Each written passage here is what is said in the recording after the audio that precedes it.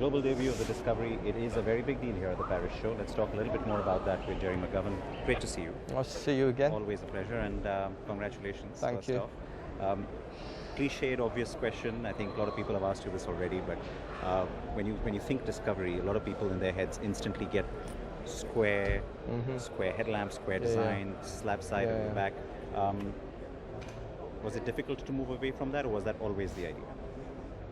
Well, as you know, we have a clear design strategy for all our vehicles. Remember, we've got families of Range Rovers, Discoveries and Defenders eventually. And part of that strategy is to design vehicles that are relevant for today and are modern, starting with what I call optimized volume and proportions from a design standpoint. Now, clearly the Discovery does have a unique heritage like all our vehicles, and the one that this is replacing has been around for probably about 12 years now. And it's become known for the vehicle that can take you anywhere, it can take you where other vehicles can't. It's this incredible capability. So we didn't want to lose the essence of that. Is it intentional also to take some of that, inherent sort of attribute of a Discovery and then make it a little more luxurious and a little more? Yeah, that has been a deliberate shift with this. We saw it on the small Discovery Sport, the compact, which is now our best-selling vehicle, but this is a flagship, so it needs to go up a notch. Our customers have been saying to us for a long time that they want to see more of a luxury execution in their Discoveries. They actually want it to be more Range Rover-like, but clearly if you think about Range Rover being exclusive and luxurious, this is inclusive, and it's very premium. So there's a clear level of differentiation, but in terms of the finish, they are quite deliberately getting closer together, and eventually when the family of Defenders come, then you'll see it will all make sense in terms of their positioning. You sort of preempted my next question, because for the customers who then intentionally want rugged, they're not going to find it in the Discovery family. Is it going to be the Defender family? Well, I'd I'd qualify that by saying this is a very rugged vehicle. Sure. It's for me that juxtaposition of it looking great and very desirable, but it's incredibly capable. Now, some people want that. They don't want to shout about the fact that it's very tough. I think the next generation of Defenders will be a totally different design approach. Well, not saying I think, it will be a totally different design approach, which will have a more overt aesthetic in terms of its durability and toughness. But don't underestimate this. This is tough as old boots. Would you say that now that's the next thing that's going to start taking up most of your time and attention, the Defender family? We're in the process of creating a whole new generation of vehicles. And remember, the SUV market, I use the term SUV in a generic sense, is growing. By the year 2020, there'll be over 22 million SUV type products sold globally. So that's a big market for us to play in. And already, if you think about Range Rover Sport, no other manufacturer sells luxury SUVs at that price point, at that level of volume. So there's much more opportunities for Range Rover.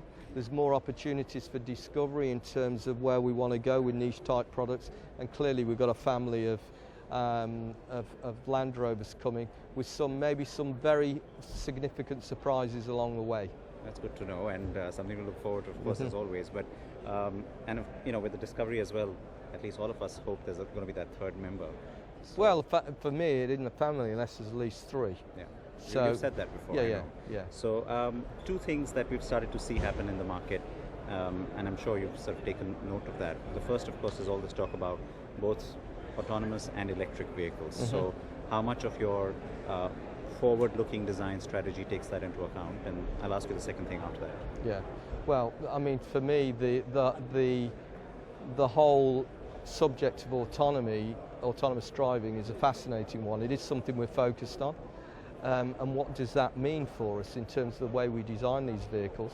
In terms of the inside for a start, if you're not driving the car, what are you doing? How are you spending your time? You're sitting there reading a book, you're having a sleep, you're not even facing out to the street. So it changes things considerably. And if it's electrification, which we've talked about, again, that could change the architecture fundamentally.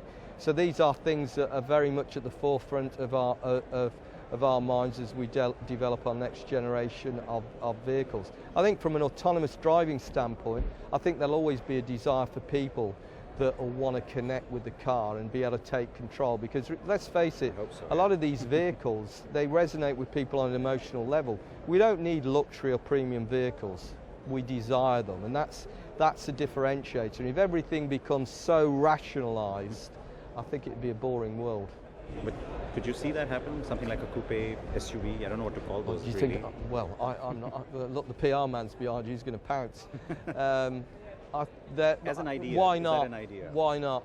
All right. Why Fair not? enough. So one last thing then.